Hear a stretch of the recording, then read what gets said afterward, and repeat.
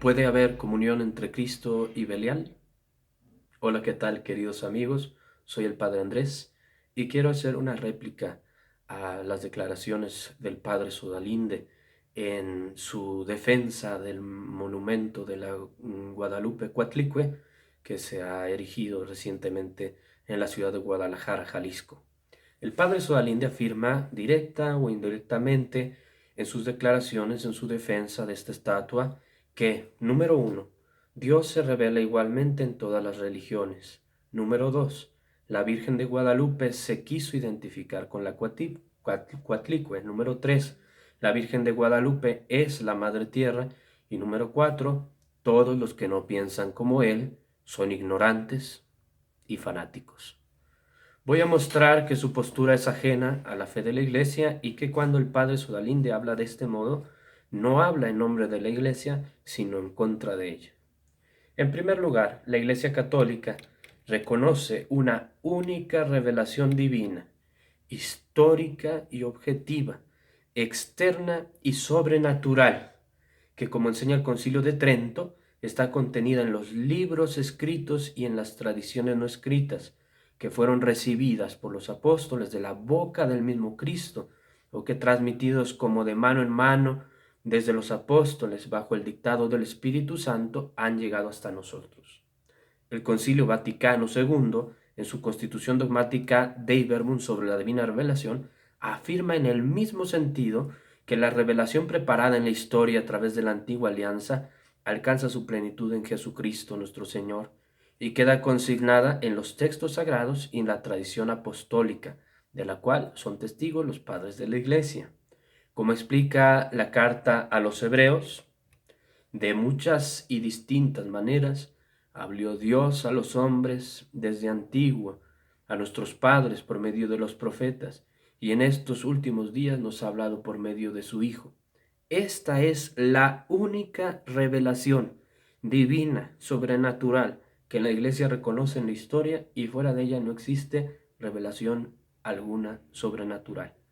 La declaración Dominus Jesu de la Congregación para la Doctrina de la Fe advierte a los fieles al pueblo cristiano respecto al relativismo religioso, que pretende restarle plenitud a la revelación que culmina en Cristo y afirmar que las distintas religiones, allí también Dios se revela de igual modo, oponiéndose duramente a esta tesis. Afirma en esa declaración que las distintas religiosas pueden existir elementos buenos y verdaderos, pero sin atribuirles ni un origen divino ni una eficacia salvífica. Esta misma idea se encuentra en el decreto Nostra Aetate del Concilio Vaticano II respecto a los elementos buenos y verdaderos. Luego, entonces, el modo en que estos elementos buenos y verdaderos se alcanzan en las religiones no cristianas no es sobrenatural y divino. No se trata de una revelación a teofanía, al mismo modo que la tenemos nosotros consignada en la Sagrada Escritura, sino que procede de Dios, pero únicamente en cuanto que Él es el autor de la naturaleza humana. En efecto, es la inteligencia creada por Dios la que es capaz de elevarse por el conocimiento de las criaturas al conocimiento de Dios, como principio de todo cuanto existe, como lo afirma la Constitución dogmática Dei Filius del Concilio Vaticano I. Esto mismo lo afirma también el Catecismo de la Iglesia Católica en el número 843, cuando dice: la Iglesia reconoce en las otras religiones la búsqueda entre sombras e imágenes del Dios desconocido, pero próximo, ya que es Él quien da a todos la vida, el aliento y todas las cosas y quiere que todos los hombres se salven. Así la Iglesia aprecia todo lo bueno y verdadero que puede encontrarse en las diversas religiones como una preparación al Evangelio y como un don de aquel que ilumina a todos los hombres para que al fin tengan la vida. Así pues, hay que afirmar que lo que hay de verdadero y bueno en las distintas religiones no proviene de revelación sobrenatural alguna, como el padre Sodalinde parece afirmar cuando dice que Dios se manifestaba en los ídolos prehispánicos, sino de la razón, de lo que la razón puede alcanzar a afirmar de Dios, es decir, del conocimiento natural de lo divino. Es el don de Dios, la luz que nos ha dado para elevarnos al conocimiento de lo divino.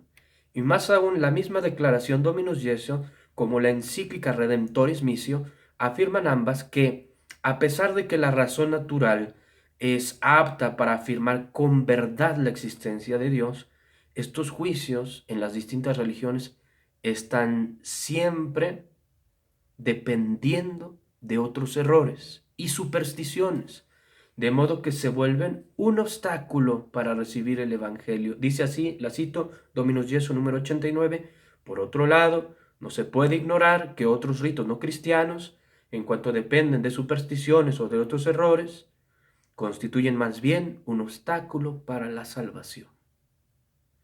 El Catecismo de la Iglesia Católica se expresa en el mismo sentido, citando la Constitución dogmática Lumen Gentium. Dice, pero en su comportamiento religioso los hombres muestran también límites y errores que desfiguran en ellos la imagen de Dios. Con demasiada frecuencia los hombres, engañados por el maligno, se pusieron a razonar como personas vacías y cambiaron el Dios verdadero por un ídolo falso, sirviendo a las criaturas en vez del Creador. Otras veces, viviendo y muriendo sin Dios en este mundo, están expuestos a la desesperación más radical. Atención, dice Lumen Gentium, engañados por el maligno.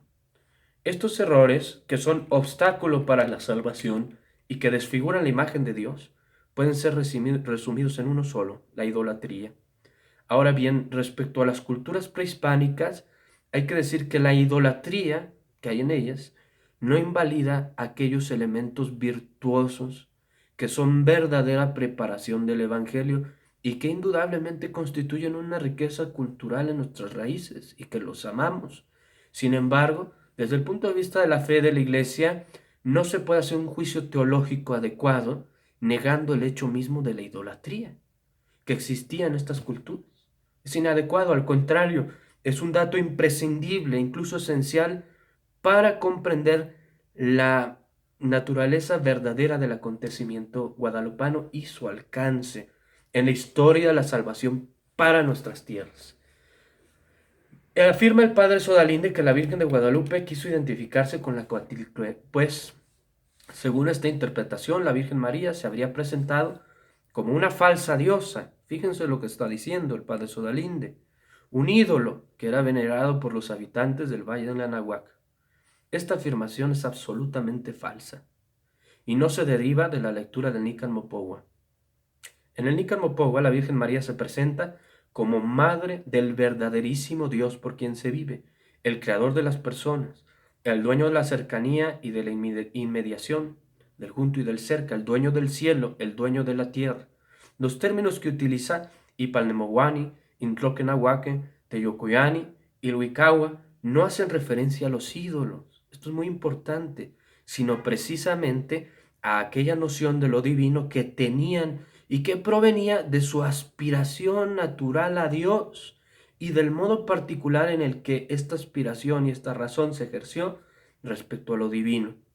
En realidad, la Virgen María se presenta simplemente como la Madre de Dios, utilizando lo que de modo adecuado se podía decir de Dios en estas culturas, no como la Madre de los dioses, no, ni mucho menos como la madre Huitzilopochtli o de Quetzalcóatl, como infundadamente lo afirma Sodalinde en sus declaraciones.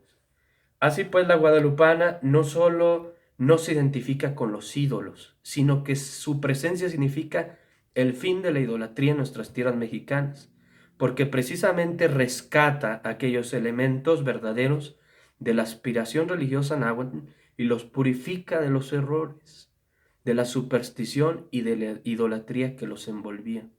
Es por eso que los teólogos serios, que hablan sobre el acontecimiento guadalupano, reconocen a la Virgen de Guadalupe como modelo de inculturación del Evangelio, no como un hecho sincretista, como penosamente lo afirma Sodalinde.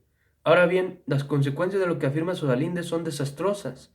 Si él afirma que Guadalupe se identifica con Coatlicue, entonces se pone en una afirmación idolátrica muy grave. En este sentido, pues las reacciones que ha habido en contra de la escultura sincrética no solo son legítimas, sino son manifestaciones de una buena fe y de una piedad sincera del pueblo de Dios, el pueblo de Dios, a quien Sodalinde descalifica de ignorante. La idolatría está gravemente condenada en la palabra de Dios. No admite ninguna armonía con nuestra fe y con el culto de adoración que rendimos al único Dios vivo y verdadero, que es el Padre, que es el Hijo y que es el Espíritu Santo. Ya el apóstol San Pablo enseñaba en la segunda carta a los Corintios que no puede haber armonía entre Cristo y Belial, precisamente exhortando a los creyentes no solo a abandonar a los ídolos, sino a no participar en los actos cultuales que se dirigen a ellos, entre los que se incluye la construcción de las imágenes. Utilizando estas mismas palabras, no solo mostramos que la postura de Sodalinde es equivocada, sino que precisamente el contenido de la escultura es contrario a nuestra fe y es justificada la afirmación de algunos que aseguran que detrás de la cuatlicue se puede encontrar la sombra del demonio. Y no se llega a esta conclusión ni por ignorancia ni por prejuicio, como lo sostiene Sodalinde, sino a través de la Sagrada Escritura. Es el mismo apóstol San Pablo el que dice: ¿qué quiero decir entonces? ¿Que lo sacrificado a los ídolos es algo? ¿O que un ídolo es algo? No, sino que digo que lo que los gentiles sacrifican, lo sacrifican a los demonios y no a Dios. Lo dice en la primera carta a los Corintios. Y no solamente este texto, sino muchos otros dan testimonio en el mismo sentido. Levíticos 17:7, Deuteronomio 32:17, el Salmo 106:37, Mateo 4:9, Gálatas 4:8, la segunda Corintios 6:15, Apocalipsis 2:14, Apocalipsis 2:20 y Apocalipsis 9:20. En tercer lugar, el padre Sodalinde afirma que la Virgen de Guadalupe se identifica con la Madre Tierra. Para decir esto, señala algunas características que se establecen en el culto a la Madre Tierra y después establece una semejanza con la Virgen de Guadalupe. Es una falacia de atribución. Hay que decir en primer lugar que el culto a la Madre Tierra es idolátrico. Muy distinto es el aprecio que se debe a la creación como don de Dios, atribuirle una personalidad divina, pero el culto a la Madre Tierra le atribuye a la Tierra una personalidad divina y sagrada.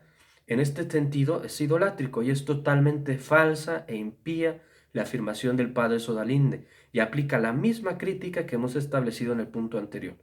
Por último, me parece muy grave y muy lamentable que para darle peso a sus opiniones el padre Sodalinde tenga que decir que quienes no piensan como él son fanáticos, son ignorantes y tienen que ponerse a leer.